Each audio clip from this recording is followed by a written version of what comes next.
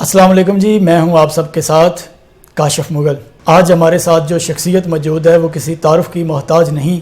ہمیں بڑا اچھا لگتا ہے جب ہم کسی ادبی شخصیت سے بات کرتے ہیں، کیونکہ بادب با نصیب ہوتا ہے۔ ہم اکثر یہ جملہ پڑھتے ہیں، تو ادب سے محبت کرنے والے لوگ اس معاشرے میں ان کی ضرورت ہے، کیونکہ معاشرے کو اس وقت تربیت کی ضرورت ہے۔ اس وقت آج میرے ساتھ موجود ہیں پروفیسر نبیل مشتاق صاحب، جو ماشاءاللہ ریسرچ اسکالر ہیں، اس کے ساتھ ساتھ ادب کے ساتھ بڑی محبت رکھتے ہیں، شاعری بھی کرتے ہیں، افسانہ نگار بھی ہیں، اور بھی بڑی کوالٹیز ہیں جو ہم نے ان سے جاننی ہیں، اور وہ کون سے ایسے راز ہیں جو ان کو اس مقام تک لے آئے ہیں۔ آج وہ ماشاءاللہ ایک پروفیسر ہیں، پڑھاتے ہیں، بچوں کو گائیڈ کرتے ہیں، رہنمائی دیتے ہیں۔ السلام علیکم۔ وعلیکم السلام۔ کیا حال ہے؟ شکریہ اللہ کا، آپ سنائیں۔ الحمدللہ، بڑی دعائیں۔ سب سے پہلے تو آپ کا بہت شکریہ۔ آپ کا بھی شکریہ کہ آپ نے موقع دیا مجھ ناچیز کو کہ میں جو ہے وہ نوجوانوں کے یوتھ کی رہنمائی کے لیے کچھ عرض کر سکوں، کچھ بات کر سکوں، تو آپ کا بھی شکریہ۔ ماشاءاللہ، میں جہاں تک آپ کو جانتا ہوں، اب ماشاءاللہ ریسرچ اسکالر ہیں، اس کے ساتھ ادب کے ساتھ بڑی آپ کو محبت ہے، افسانہ نگاری بھی کرتے ہیں، اور مجھے پتہ چلا آپ شاعری بھی کرتے ہیں۔ جی، اس کے علاوہ بھی کوئی خصوصیت ہے آپ کے پاس؟ ایک تو یہ ہے کہ جتنا آپ نے تعارف کروایا اس میں میرا سب سے پہلا تعارف تو یہی بنتا ہے کہ میں یہ سمجھتا ہوں کہ انسان طالب علم ہے۔ اچھا۔ میرا بحیثیت انسان جو پہلا تعارف ہے وہ تو طالب علم کا ہی ہے، جی، کہ انسان پیدائش سے مرنے تک وہ سیکھنے کے عمل سے گزرتا ہی رہتا ہے۔ بہت اچھی بات۔ دوسرا یہ ہے کہ میں پاکستان کے اور پنجاب کے اہم ادارے جو اورینٹل کالج پنجاب یونیورسٹی کے نام سے جانا جاتا ہے، اور جہاں سے اردو ادب سے وابستہ آپ کو بہت سی شخصیات، نامور اور قدآور شخصیات جو ہے وہ اردو ادب کی خدمت کرتی ہوئی دکھائی دیتی ہیں اور تاریخ کا حصہ ہیں۔ تو میری جو مادر علمی ہے وہ ادارہ ہے۔ میں نے ایم فل وہیں سے کیا، پھر اس کے بعد پی ایچ ڈی میرا وہیں سے ہے، اور ابھی مجھے انتظار ہے 1 سال سے اپنے اس نوٹیفیکیشن کا جو پی ایچ ڈی کے بعد ملتا ہے۔ اور اس کے علاوہ افسانہ نگاری سے شغف ہے، تعلق ہے، اور میرا ایک جو افسانوی مجموعہ ہے وہ مسیحا کے عنوان سے اچھا، ابھی جلد ہی آنے والا ہے، جس کا بنیادی جو نقطہ ہے وہ یہی ہے کہ ہم جو زندگی میں مختلف قسم کے حادثات و واقعات دیکھتے ہیں، جی، جو حقیقت میں ہمارے ساتھ پیش آتے ہیں، ان کو میں نے ذرا افسانے کا رنگ دیا ہے، حقیقی افسانے کی ایک شکل آپ کہہ سکتے ہیں اس کو۔ اور اس کے علاوہ شاعری جو دور حاضر کے حالات ہیں، جو ہمارے یہاں دہشت گردی ہے، امن دشمنی ہے، اور ایک ہی کلمے کو پڑھنے والے، ایک ہی اللہ کو ماننے والے، ایک ہی نبی کو ماننے والے، وہ جس طرح سے ایک دوسرے کے خلاف کبھی فرقے کی بنیاد پہ، کبھی جو ہے وہ ذاتی مفادات کی بنیاد پہ، کبھی سیاست کے نام پہ وہ ایک دوسرے کو مارتے ہوئے نظر آتے ہیں، تو میری شاعری امن کے پیغام کے حوالے سے بھی ہے۔ کیا بات ہے۔ تو نبیل صاحب، آپ مستقل طور پہ لاہور کے رہنے والے ہیں؟ نہیں، میرا جو آبائی علاقہ ہے وہ تو پتوں کی ہے، جس کا جو ہے وہ آپ جانتے ہیں کہ ضلع قصور، اچھا، بابا بلے شاہ کی نگری، جی، تو اس سے میرا تعلق ہے۔ اور لاہور تو میں 2002 سے علم کی تلاش میں، علم کے حصول کے لیے یہاں آیا، اور پھر یہاں آ کر یہیں کا ہو گیا، کیونکہ میں نے دیکھا ہے کہ لاہور میں ادب سے، علم سے محبت کرنے والوں کی کمی نہیں ہے، اور ادب سے محبت کرنے والوں سے محبت کرنے والوں کی کمی نہیں ہے۔ کیا بات ہے۔ تو آپ نے یہ، اب ہر بچہ جب اپنی ابتدائی تعلیم کو لے رہا ہوتا ہے، حاصل کر رہا ہوتا ہے، تو اس کی خواہش ہوتی ہے میں کوئی ایک بڑی ڈگری کروں، جی، میں وہ کہتا ہے میں یا انجینئر بنوں گا، یا ڈاکٹر بنوں گا، یا کسی اور اچھی فیلڈ میں جاؤں گا۔ یہ اردو کے ساتھ جو محبت ہے، جو پیار ہے، بہت کم لوگ اس کو لے کے آتے ہیں، تو آپ نے اردو کو کیوں انتخاب میں لیا؟ یہ میرا خیال یہ ہے کہ میں جہاں تک سوچتا ہوں کہ اس میں میرے جو پرائمری سے پہلے کے اساتذہ ہیں، جو ابتدائی جو آپ کی تعلیم ہوتی ہے، ان کا بڑا کردار ہے کہ وہ بار بار جو ہے وہ کلاس میں آ کے تو ادب، شاعری اور اس قسم کی باتیں کیا کرتے تھے. تو مجھے وہاں سے بنیادی طور پہ انسپریشن ملی کہ ادب کو پڑھنا چاہیے، اور پھر پڑھنے کا ایک رجحان ڈیولپ ہوا. تو سلیبس کے علاوہ جو پڑھنے کا جو تعلق تھا وہ میرا پھر شاعری سے جڑا، پھر افسانے سے جڑا، ناول سے جڑا، اور وہ ایک شوق پیدا ہوا کہ مجھے بھی کچھ لکھنا چاہیے. اور پھر سب سے بڑی بات مجھے یہ سمجھ میں آئی کہ چاہے ڈاکٹر ہو، انجینئر ہو، چاہے سیاستدان ہو، چاہے جو ہے وہ آپ کا استاد ہو، جی، اس کو بہت کم لوگ جانتے ہیں بنسبت اس کے کہ جو لکھنے والا بندہ ہو، جس کے پاس قلم کی پاور ہو، اس کی جو قلمی آواز ہے جی، وہ اس کے مرنے کے بعد بھی سنائی دیتی رہتی ہے. تو میرا شوق یہ تھا، میرا رجحان اس طرف ہوا کہ مجھے بھی لوگ جو ہیں وہ قلمی آواز کے طور پہ جانیں، اور مجھے ناموری جو ہے وہ رہتے ہوئے نہیں چاہیے دنیا میں. اچھا، مجھے لوگ بعد میں بھی یاد رکھیں. Very good. ہمیشہ بات ہوتی ہے با ادب با نصیب. جی جی. یہ ہم جس ادب کی بات کر رہے ہیں، یہ ادب پڑھ کے بندہ با نصیب ہو جاتا ہے کہ یہ کوئی اور ادب ہے کی بات ہے؟ ادب جو ہے بنیادی طور پہ وہ دو قسم کا ہے. ایک تو ہم جانتے ہیں کہ ادب برائے ادب، جی، اور ایک ہے ادب برائے زندگی. تو ادب برائے ادب جو ہے وہ تو آپ کو نظر آئے گا، جیسی دور حاضر میں ڈرامے بن رہے ہیں، فلمیں بن رہی ہیں، کہ اس میں صرف لطف اندوز ہونے کا رجحان ہو، اچھا، سیکھنے سکھانے کا رجحان نہ ہو. لیکن ادب برائے زندگی آپ کو سکھاتا ہے کہ آپ نے زندگی کس طرح سے گزارنی ہے، زندگی میں آپ نے دوسروں کے ساتھ کس طرح سے پیش آنا ہے، دوسروں کا احساس کیسے کرنا ہے، دوسروں کا خیال کیسے رکھنا ہے. تو میرے خیال میں ادب برائے زندگی ہے وہ زیادہ قریب ہے آپ کی زندگی کی تربیت کرنے کے لیے، آپ کو باادب بنانے کے لیے، ایز کمپیئر ٹو ادب برائے ادب. کیونکہ ہم نے جب ادب کو پڑھا تو ادب برائے ادب سے ادبی زندگی کا آغاز ہوتا ہے، شاعری کا، افسانے، شاعری کا، داستان کا. تو اس میں ہم دیکھتے ہیں کہ شاعری میں قصیدہ نگاری ہے، جی بادشاہوں کے قصیدے لکھے جا رہے ہیں. اچھا. تو وہ آپ کو بجائے جو ہے کچھ دینے کے اور تربیت کرنے کے، وہ آپ کو غلام بنانے کی طرف وہ شاعری لے کے گئی. اور جو شاعری اس کے بعد دور جدید کے بعد آئی، جس طرح مولانا الطاف حسین حالی کی آپ مسدس مد و جزر اسلام پڑھیں، وہاں سے جو آغاز ہوتا ہے وہ ایک انقلابی بھی ہے، اور وہ ہمیں زندگی کا، معاشرے کا احساس بھی دلاتا ہے کہ ہم نے معاشرے میں کس طرح سے لوگوں کی خدمت کرنی ہے، لوگوں کا احساس کرنا ہے، لوگوں کو ساتھ لے کے چلنا ہے. تو ادب کا تعلق چاہے وہ شاعری ہو، چاہے وہ نثر ہو، اس کا زندگی سے ہونا ضروری ہے. بہت وہ بات، ہمارے نوجوانوں کے اندر یہ ادب برائے زندگی والا جو پہلو ہے، اس کو کیسے ڈیولپ کیا جائے، کیسے اس شوق کو بڑھایا جائے؟ اس کو سب سے پہلی بات تو وہی ہے کہ نوجوانوں کو علمی شعور. اچھا. جو ہمارے یہاں بہت بدقسمتی ہے اس ملک کی کہ 70-72 سال گزرنے کے بعد بھی ابھی تک وہ علمی شعور نہیں ہے. سب سے پہلے ہم مثالیں دیتے ہیں یورپ کی، ہم مثالیں دیتے ہیں عرب خطے کی، کہ وہاں کے جو لوگ ہیں ان کو پڑھنے کا بڑا شوق ہے، وہ ٹرین میں بھی بیٹھے ہیں تو پڑھتے ہوئے جا رہے ہیں، کتاب ہاتھ میں. لیکن ہمارے ہاں وہ رجحان کیوں نہیں آیا؟ اور جس کے جو نبی ہیں وہ یہ فرما رہے ہیں آپ صلی اللہ علیہ وسلم کہ علم حاصل کرنے کے لیے جو ہے ہر مرد اور عورت اس پہ فرض ہے. دوسرا یہ ہے کہ آپ نے فخر کیا کہ مجھے معلم بنا کر بھیجا گیا. اور جب علم کی بات آتی ہے، سیکھنے کی بات آتی ہے، ہم وہ کلمہ تو پڑھ لیتے ہیں اور اپنے نبی کی جو بیسک اور بنیادی باتیں ان کو ہم ذرا کہیں سائڈ پہ رکھ دیتے ہیں. ورنہ جو علم کا اصول ہے وہ بنیادی ضرورت ہے مسلمان کی، اور اس کے بعد انسان کی، اور پھر انسانیت کی ڈیولپمنٹ کے لیے، انسانی رویوں کی ڈیولپمنٹ کے لیے علم کا ہونا ضروری ہے.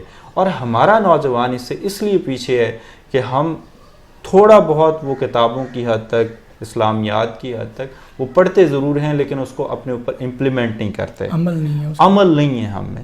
جب تک عمل نہیں آئے گا تو یہاں سے ہمارے اندر شعور نہیں آئے گا، اور پھر ہم میں وہ رجحان نہیں ہوگا کہ ہم لٹریچر کو پڑھیں، ادب کو پڑھیں، شاعری کو پڑھیں. سوری ٹو سے جو ہے کہ ہمارے یہاں تو اردو ادب سے یا ادب سے تعلق رکھنے والوں کو بہت پیچھے سمجھا جاتا ہے. ایسا ہی ہے. تو پھر ان میں جو ادب کو پڑھنے والے ہیں اگر وہ ادب کی بات کرتے ہیں تو پھر دوسروں کے لیے تو ادب کا آنا بہت مشکل ہے جب تک وہ ادب سے محبت نہیں کریں گے. تو میں ایسے کہوں گا کہ اگر آپ طالب علموں کو، نوجوانوں کو ادب سکھانا چاہتے ہیں تو ان کو یہ پہلی تلقین کریں کہ آپ ادب پڑھیں، اچھے افسانے پڑھیں، اچھے ناول پڑھیں، اور بڑے ناول پڑھیں. جس طرح آگ کا دریا ہے، جس طرح اداس نسلیں ہیں، جس طرح ٹیڑھی لکیر ہے، اور بہت سے یا خدا ہے قدرت اللہ شہاب کا، جس میں ہمیں پتہ چلتا ہے کہ 1947 میں کیا حادثات ہوئے اور کس طرح سے لاکھوں لوگوں کی جانیں گئی، اور پھر لاکھوں لوگوں کی جانے کے باوجود جو یہاں پہ رہ رہے تھے پہلے سے یا ہجرت کر کے آئے، انہوں نے ہجرت کرنے والے مہاجرین کے ساتھ کیا سلوک روا رکھا. یہ بھی ہمارے لیے رونگٹے کھڑے کرنے والی تاریخ ہے کہ ہم نے پھر بھی ان حالات میں بھی ہم نے وہ جو ظلم ہے، زیادتی ہے، اس کو جاری رکھا. اور آج ہم جو دیکھتے ہیں معاشرے کا جو حال جس طرف جا رہا ہے کہ کسی کو کسی کا احساس نہیں ہے، خود غرضی ہے، بے حسی ہے، تو اس کی بنیادی وجہ یہ ہے کہ ہمارا ادب سے رشتہ بہت دور ہے، اور ادب کے ساتھ ساتھ ہم نے اخلاقی قدروں کو بھی کھو دیا ہے. تو میر صاحب آپ ماشاءاللہ ایک استاد ہیں، پڑھاتے ہیں، آپ کیا دیکھتے ہیں ہمارے ادارے پھر کیا کر رہے ہیں؟ بچوں کو تو نمبرز کی گیم دوڑ میں لگا کے رکھا ہوا ہے، تربیت کی تو بات ہی نہیں ہو رہی. تو اس میں اب بچوں کا قصور ہے یا ان اداروں کا قصور ہے جہاں پہ بچے پڑھ رہے ہیں؟ میں اس طرح سے کہوں گا کہ نہ اداروں کا قصور ہے نہ بچوں کا قصور ہے.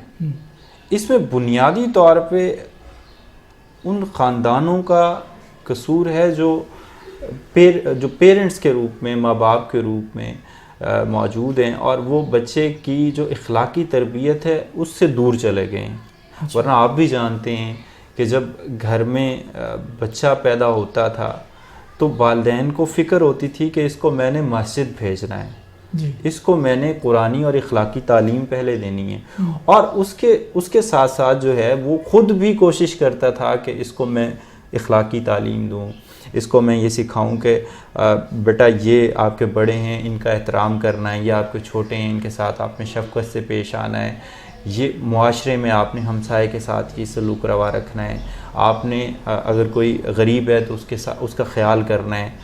اب بدقسمتی سے ہوتا یہ ہے کہ والد تو بیچارہ وہ تو چلا جاتا ہے اپنی دیہڑی مزدوری پہ، نوکری پہ، اور جو والدہ ہے وہ بچے کو موبائل پکڑا دیتی ہے کہ بیٹا گیم کھیل، مجھے ٹینشن نہ دو، اپنا کام تم کرو، میں اپنا. یا وہ فوراً سے وہ جو ہے وہ ٹیلی ویژن آن کرتی ہے اور اس کو اس کے سامنے کارٹون کے سامنے بٹھا دیتی ہے، بیٹا کارٹون دیکھو. تو ایک بچہ جو سیکنڈ لینگویج میں کارٹون دیکھ رہا ہے، جس کو سمجھ نہیں آ رہی، صرف وہ حرکتیں دیکھ رہا ہے، وہ اس سے میسج کیا لے رہا ہے؟ وہ صرف حرکتیں دیکھ کے وہ حرکتوں والا میسج ضرور لے رہا ہے، لیکن اس کے اندر جو سیکنڈ لینگویج کی وجہ سے، انگریزی یا دوسری زبانوں کی وجہ سے اس کو وہ میسج، جو اصل میسج اس تک پہنچنا چاہیے تھا، وہ کنوے نہیں ہوا. اب بچہ کیا کرتا ہے کہ وہ کام شروع کر دیتا ہے جو وہ گیمز میں دیکھتا ہے یا وہ وہاں پہ کارٹون میں دیکھتا ہے. تو پہلا تو جو اخلاقی تربیت کا ادارہ ہوتا ہے وہ تو گھر ہوتا ہے، خاندان ہوتا ہے. اس سے اگر تربیت نہیں ہوئی، اور آپ جانتے ہیں کہ پہلے 5 سال بڑے امپورٹنٹ ہوتے ہیں بچوں کی زندگی کے، اور ہاں جو ایجوکیشنسٹ ہیں یا جو ماہر نفسیات ہیں یا ڈاکٹرز ہیں وہ یہ کہتے ہیں کہ بچہ جو 5 سال میں بن جاتا ہے پھر پوری زندگی وہی رہتا ہے. اچھا جی، اس کی ڈیولپمنٹ کا بڑا عمل دخل ہے اس میں. تو یہاں تو یہ حالات ہیں. آپ اداروں کو بلیم ضرور کریں، لیکن پہلا جو ادارہ ہے وہ خاندان ہے، وہ ماں باپ ہیں، وہ بہن بھائی ہیں، وہ آپ کے آس پاس کے رشتہ دار ہیں. جب وہاں سے تربیت نہیں ہو رہی تو بنیادی فرق وہاں پہ آیا. وہاں بتانا چاہیے تھا کہ استاد کا احترام کیا ہے، وہاں پہ بتانا چاہیے تھا کہ آپ نے جب آگے جانا ہے تعلیمی اداروں میں تو وہاں پہ اپنے بڑوں سے کس طرح سے بیہیو کرنا ہے. کیا بات ہے. میں تو یہ دیکھتا ہوں کہ وہاں پہ جب تعلیمی ادارے میں بچہ آتا ہے، کیونکہ میرا تعلق کالج سے ہے تو میں تو کالج پہ بات کر سکتا ہوں کہ کالج میں جب آتا ہے تو وہ بچہ 15-16 سال کا ہے، اس کی عادتیں ڈیولپ ہو چکی ہوتی ہیں اور ہم اس کو چینج کرنے کی کوشش کرتے ہیں تو وہ آگے سے بدتمیزی پہ یا آگے سے وہ اس طرح سے ادب نہیں کرتا جس طرح سے اس کو استاد کا احترام ہونا چاہیے تھا. اور اس میں بنیادی فیکٹر وہ بھی ہے، اس کے بعد پھر پرائمری ایجوکیشن اور پھر آگے اسکول ایجوکیشن. لیکن ایک اور رول بھی ہے اس میں کہ آپ نے جب کہہ دیا کہ مار نہیں پیار والا تو بچے کو وہ موقع مل گیا کہ اب ڈانٹ ڈپٹ تو ہوگی نہیں. اب ڈانٹ ڈپٹ نہیں ہوگی تو اس کے لیے چوائسز اوپن ہے. استاد بیچارہ جس نے اس کی تربیت کرنی تھی وہ لمیٹڈ آپشن پہ چلا گیا، پیچھے چلا گیا. وہ یہ سوچتا ہے کہ یار اگر میں نے اس کو ڈانٹا تو اس نے کیا کرنا ہے، اس نے کہنا مجھے مارا ہے، ڈانٹا بھی ہو تو اس نے کہنا ہے کہ مجھے مارا ہے. تو الٹا اس کو اپنے جو محکمانہ کارروائی ہے پھر اس کا سامنا کرنا پڑتا ہے. اسی لیے پھر استاد بھی تھوڑا سا پیچھے ہٹ گیا اس خوف کی وجہ سے کہ میں نے اس کو پوچھا تو میرے پہ کہیں کوئی دھبا نہ لگ جائے. جی والدین آپ کا پیغام سن رہے ہیں. آج ان کو یہ پتہ چلا ہے کہ بیسک ریزن بچوں کی تربیت جو ہے وہ گھر سے ہے. جی لیکن گھر والے اداروں پہ چھوڑ کے خود بری الزماں ہو جاتے ہیں. نبیل صاحب آپ کی انسپائریشن بیسیکلی کیا رہی ہے؟ آپ بھی ماشاءاللہ PhD آپ کی مکمل ہو گئی ہے، یہاں تک پہنچے ہیں، بے شمار مشکلات مصیبتوں کا سامنا بھی رہا ہے آپ کو، پھر بھی ڈٹے رہے ہیں. تو کوئی تو ایسی انسپائریشن ہے نا جو آپ کو موٹیویٹ کرتی رہی یا گائیڈ کرتی رہی یا کہ نہیں بڑھو آگے کچھ کرو؟ میری سب سے پہلی انسپریشن جو تھی وہ اور ہے اور رہے گی انشاءاللہ وہ میرے نبی ہیں، نبی صلی اللہ علیہ وسلم. اور اس کی بنیادی وجہ یہ ہے کہ میں نے اوائل عمری میں بچپن میں ہی قرآن پاک کو مطالعے سے پڑھا، مطالعہ اس کا کیا ڈیٹیل کے ساتھ، اس کے بعد ترجمے کے ساتھ اس کو بار بار پڑھا اور سمجھنے کی کوشش کی. اس سے مجھے کئی چیزیں پتہ چلی.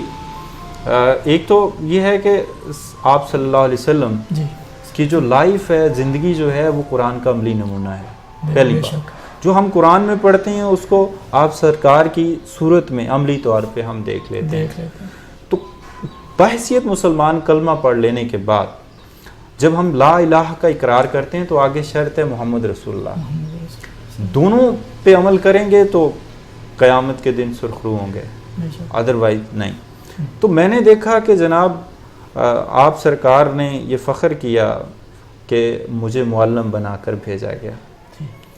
تو میں نے وہاں سے سوچا کہ میں نے اگر میرے نبی نے جو ہے وہ اس پہ فخر کیا ہے معلم ہونے پہ تو مجھے ایک اچھا استاد بننا چاہیے. اور پھر دوسرا یہ تھا کہ میں دیکھتا ہوں کہ چاہے اس ملک کا پرائم منسٹر ہو، چاہے ابھی 4 سے 5 سال کا بچہ، وہ سارے ہی استاد کے مرہون منت ہیں. کسی نہ کسی استاد کی تربیت ان کے پیچھے ہے. تو مجھے بہت سارے لوگوں نے کہا کہ آپ بیوروکریسی میں چلے جائیں، CSS کر لیں، PMS کر لیں. تو میں نے کہا نہیں، میں استاد بنوں گا. اور CSS PMS کر کے بیوروکریٹ بننے والے بھی وہ بھی اساتذہ کے مرہون منت ہوتے ہیں. تو استاد کا رتبہ بہت ہے اگر سمجھا جائے، کیونکہ نسلوں کی تربیت اس کے ہاتھ میں ہوتی ہے. اور یہ جس کو بدلنا چاہتا ہے اور جس ٹریک پہ نسل کو قوم کو ڈالنا چاہتا ہے تو اس میں بہت کردار اس کا امپورٹنٹ ہے.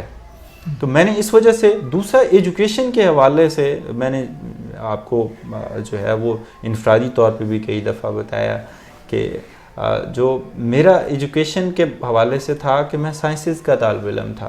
اچھا. تو کچھ گھر کے حالات اچانک جو ہے وہ معاشی طور پہ مستحکم نہ رہے تو مجھے اس کی وجہ سے اپنا جو ریگولر ایجوکیشن کا جو معاملہ تھا اس کو چھوڑنا پڑا اور پرائیویٹ طالب علم کے طور پہ پھر FA پھر BA پھر آگے جا کے حالات بہتر ہوئے جب تو پھر میں نے پنجاب یونیورسٹی کی طرف سے MA کیا اور اس کے بعد پھر MPhil اور PhD. تو لیکن مجھے ایک چیز جو ملی اس سارے معاملے سے، اور میں جو پیغام جو دیکھنے والوں کو بھی دینا چاہتا ہوں کہ زندگی میں آپ ایک گول بنائیں اور اس کے لیے محنت کریں، ٹھیک ہے، اور محنت کے ساتھ صبر اور ہمت، ان دو چیزوں کا دامن ہاتھ سے نہ چھوڑیں۔ کیا بات ہے۔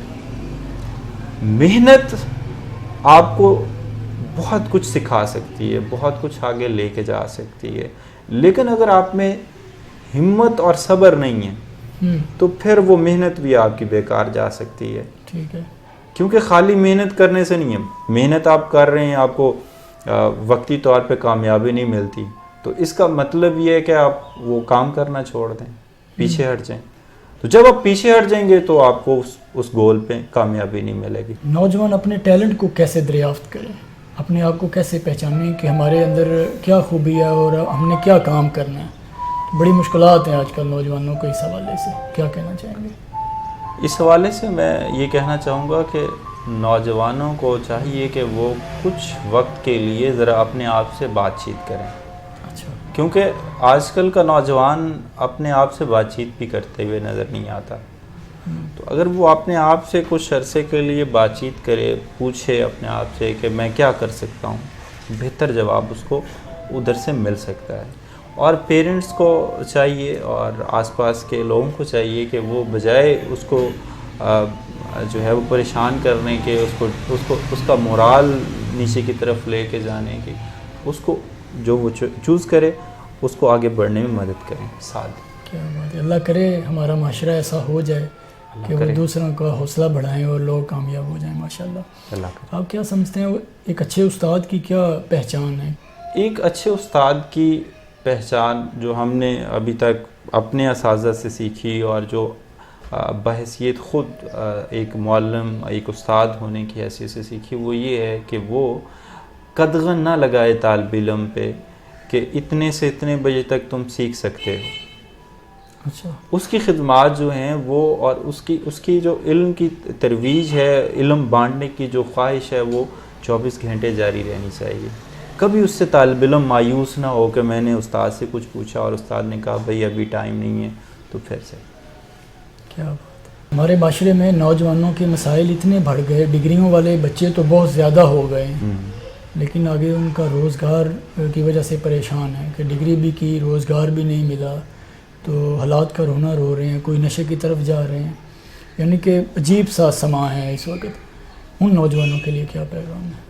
ان کے لیے میرا پیغام یہ ہے کہ صرف ڈگری لے لینا وہ کافی نہیں ہے۔ جس شعبے میں انہوں نے ڈگری حاصل کی ہے اس شعبے سے متعلق مکمل طور پہ جو اس شعبے کا علم ہے جی، اس کو حاصل کریں، ٹھیک ہے، پھر کبھی بھی ناکامی کا رونا نہیں روئیں گے۔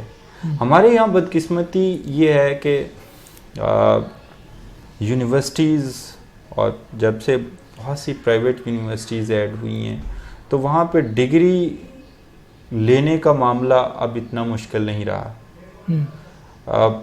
اصل معاملہ یہ ہے کہ اس ڈگری کو لیتے ہوئے علم اور نالج اس شعبے وہ کتنا حاصل کیا، اور میں دیکھتا ہوں کہ وہی طالب علم آگے نکلتے ہیں اور وہ کبھی بھی رونا نہیں روتے کہ ہمارے پاس ڈگری ہے، جاب نہیں ملی۔ تو وہی طالب علم جن کو اپنے شعبے پہ کمانڈ ہے، جو عبور رکھتے ہیں، اور یہ ضروری نہیں ہے ہم رو رہے ہوتے ہیں کہ جناب سرکاری نوکری نہیں ملی، تو سرکاری نوکری ہی زندگی کا کے گزارنے کا وہ ایک واحد راستہ نہیں ہے۔ آپ کے پاس پرائیویٹ سیکٹر بہت ہے، آپ کے پاس دنیا پڑی ہوئی ہے، آپ کے پاس کاروبار ہے، بزنس ہے آپ کے پاس جو انبیاء کا پیشہ رہا، سنت ہے، تو اس پہ جا سکتے ہیں آپ۔ اس لیے جس کے اندر صلاحیتیں ہیں، جس کے پاس نالج ہے، جس کے پاس کمانڈ ہے اپنے شعبے میں، وہ کبھی بھی ناکامی کا رونا نہیں روئے گا، وہ اپنے لیے راستہ خود بنائے گا۔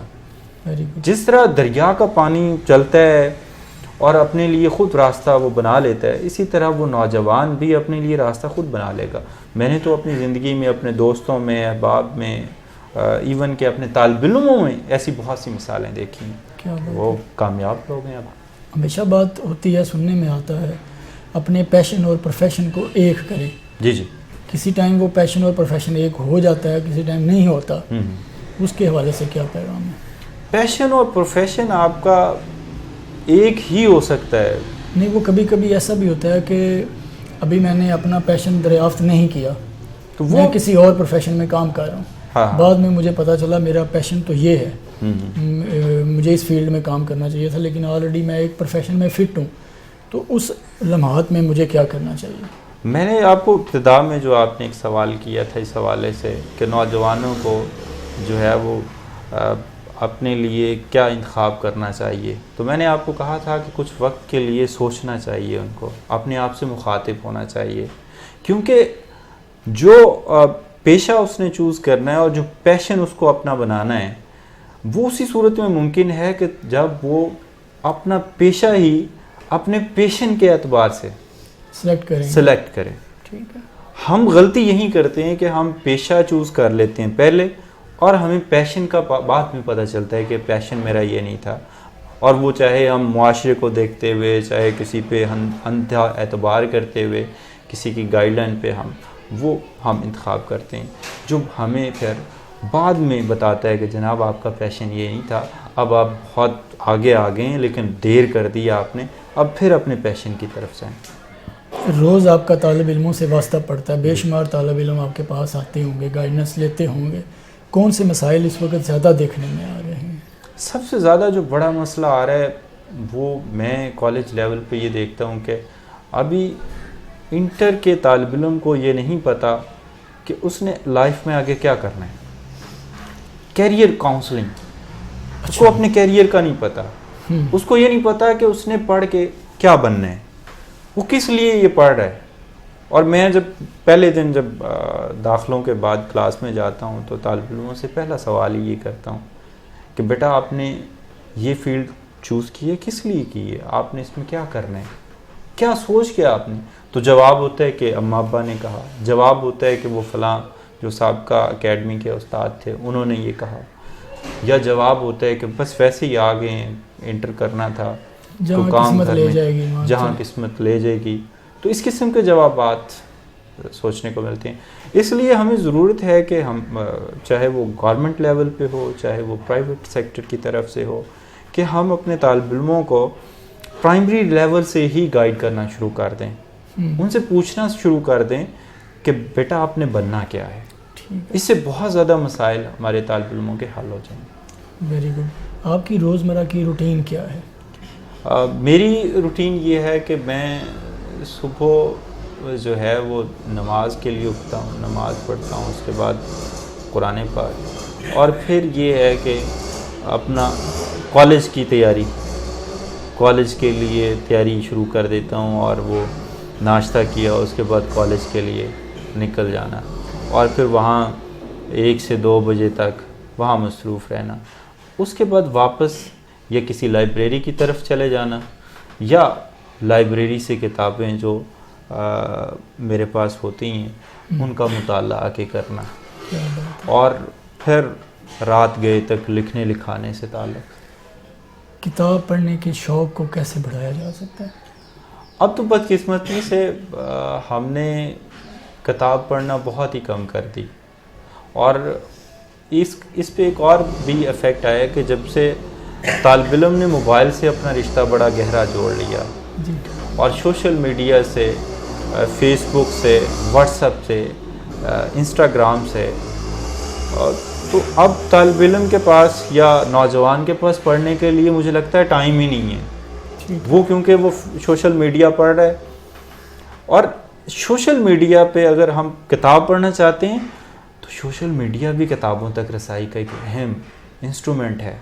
اس کا پازیٹیو استعمال اگر کیا جائے, دنیا بھر کی کتابیں آپ کے سوشل میڈیا پہ موجود ہیں. اور میں تو اکثر کتابیں جب لائبریری سے نہیں ملتی تو میں تو سوشل میڈیا سے اٹھاتا ہوں.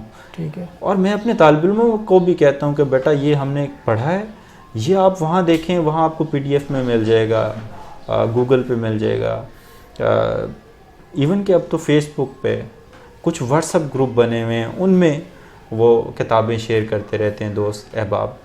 لیکن طالب علم بدقسمتی سے کیا کرتا ہے کہ وہ فیس بک، واٹس ایپ، اس سے اس کی جان ہی چھوٹتی. اور مجھے ایک اور بات بھی کرنی ہے کہ سوشل میڈیا پہ جو شاعری اور جو مختلف قسم کے اقوال ہیں وہ میں اکثر سنتا ہوں، کسی کا شعر ہے اس کو اقبال کا شعر بنا دیا ہے، کسی کا شعر ہے اس کو غالب کا شعر بنا دیا، اور وہ تھرڈ کلاس وہ پوئٹری ہوتی ہے، اس میں کوئی میسیج نہیں ہوتا، اس میں صرف نوجوانوں کی جو جذبات ہیں ان کو غلط ڈائریکشن میں ڈالنے کے لیے پیغام ہوتا ہے. تو یہ اس حوالے سے کتاب پڑھنے کی ضرورت کو ابھارنا تو چاہیے، اور لیکن اس میں سب سے بڑی ہرڈل یہ ہے. تو اس لیے ہمیں جتنی کوشش بھی ہم کر سکتے ہیں لائبریریوں تک جانے کی طالب علموں کو ترغیب دیں، نوجوانوں کو ترغیب دیں. ٹھیک ہے. اور ان کا فائدہ یہ کہ وہاں پہ پھر مختلف جو شعبہ ہائے زندگی سے تعلق رکھنے والے لوگ ہیں ان سے ملاقات بڑھتی ہے، ان سے تعلقات بنتے ہیں، پہچان بنتی ہے، ایک دوسرے سے کے خیالات کو جاننے کا موقع ملتا ہے، سوشل ایکٹیویٹیز کا موقع ملتا ہے جس سے ہم محروم ہیں. تو کتاب نہ صرف اس طرف کتب خانوں تک، لائبریریوں تک آپ جا کے پڑھ سکتے ہیں، بلکہ گوگل اور سوشل میڈیا سے بھی آپ استفادہ کر کے کتاب پڑھ سکتے ہیں. لیکن ہمیں ضرورت ہے کہ چاہے وہ استاد ہو، چاہے وہ عام معاشرے کا فرد ہو، چاہے وہ والدین ہو، وہ اپنے بچوں کو کہیں کہ آپ سلیبس کی کتابوں سے ہٹ کے بھی کتابیں پڑھیں. کیا بات ہے. تو کتاب کا انتخاب کیسے کریں کہ یہ کتاب میرے لیے پرفیکٹ ہے؟ کیونکہ کتابوں کا بھی ہماری زندگی میں بڑا کردار ہوتا ہے کہ ہم کون سی کتاب پڑھ رہے ہیں. وہ کیسے ہو؟ وہ اس طرح سے آپ کر سکتے ہیں کہ اپنا پہلے تو پھر وہی بات آئے گی کہ اپنے آپ سے پوچھیں کہ آپ نے کہاں جانا ہے، کیا کرنا ہے. ٹھیک ہے. آپ کا انٹرسٹ کیا ہے. ٹھیک ہے. اس حوالے سے پھر وہ کتابیں پکڑیں. پھر اپنے پروفیشن کو بھی سامنے رکھیں.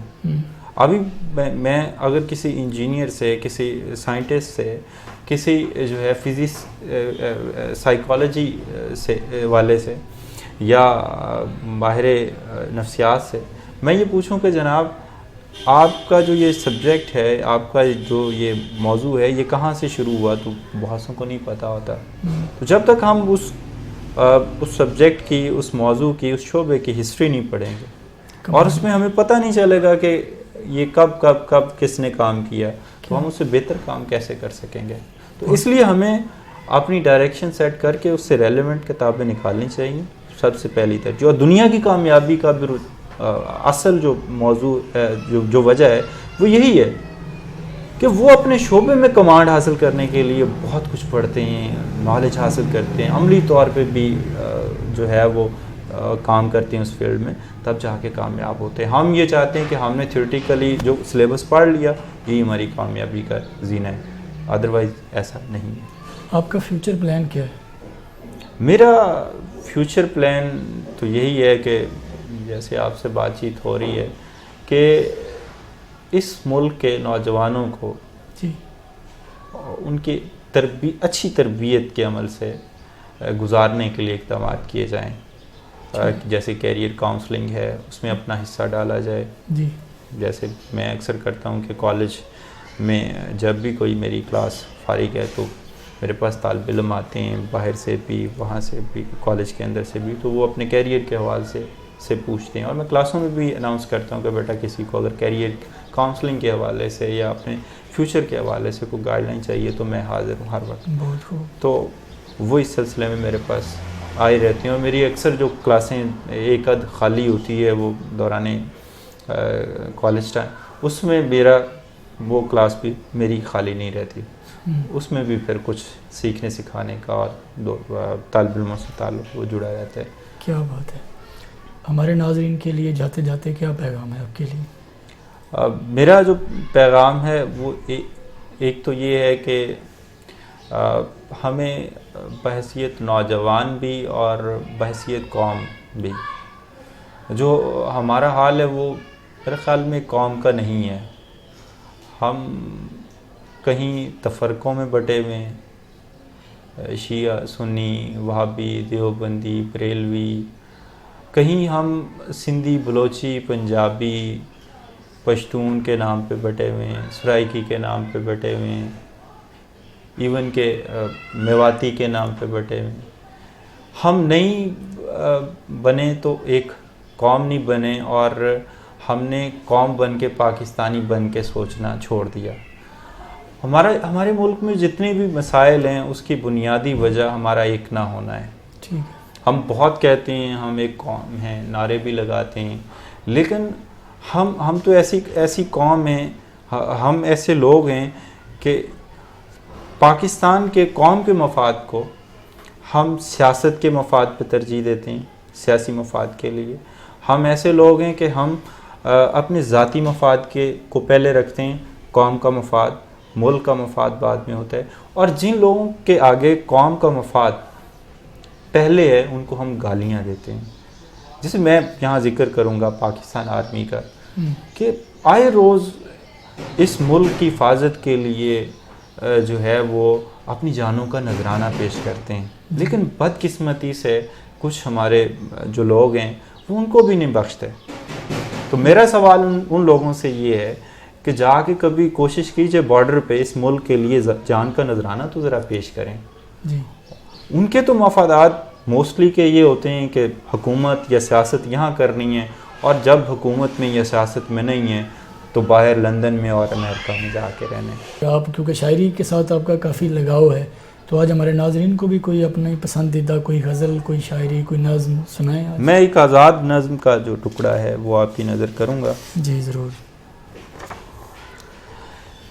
اس کا عنوان ہے میرے وطن عزیز کا ہر فرد. میرے وطن عزیز کا ہر فرد. ہر فرد. میرے وطن عزیز کا ہر فرد کیوں بے حس, بے ضمیر اور خود غرض ہو گیا ہے. اچھا. میرے وطن عزیز کا ہر فرد کیوں بے حس, بے ضمیر اور خود غرض ہو گیا ہے, اور بھائی کا دشمن ہو گیا ہے. اب یہ بلوچی, پشتون, پنجابی, سندھی اور مہاجر تو ہے, سنی اور شیعہ کے تفرقے میں بھی ہے. سیاست اور ملائیت کے ہاتھوں ایک کٹ پتلی بھی ہے. نہیں ہے تو فقط مسلمان, محب وطن اور بھائی نہیں ہے. یہ جو ایک اللہ, ایک نبی اور ایک قرآن پر ایمان رکھنے والا تھا. یہ جو ایک اللہ, ایک نبی اور ایک قرآن پر ایمان رکھنے والا تھا, ایک ہی کلمہ حق کا پڑھنے والا تھا. کیوں پھر بھی کافروں کا اعلی کار بن کر اپنی ہم مذہب اور ہم وطن بھائیوں کے گلوں پر بے خوفی سے تیز دھار خنجر چلا رہا ہے. اور رفتہ رفتہ ملت اور قوم کے یکجان بدن کو زخموں سے چور کر کے ٹکڑے ٹکڑے کرتے جا رہا ہے. اور اس تمام المناک منظر میں کون ہے اپنا, کون ہے پرایا. اب تو یہ پہچان کرنا بھی مشکل ہو گیا ہے. بھائی کا دشمن ہو گیا ہے. میرے وطن عزیز کا ہر فرد کیوں بے حس, بے ضمیر اور خود غرض ہو گیا ہے. کیا خوب عکاسی کی ہے آپ نے آج معاشرے کی.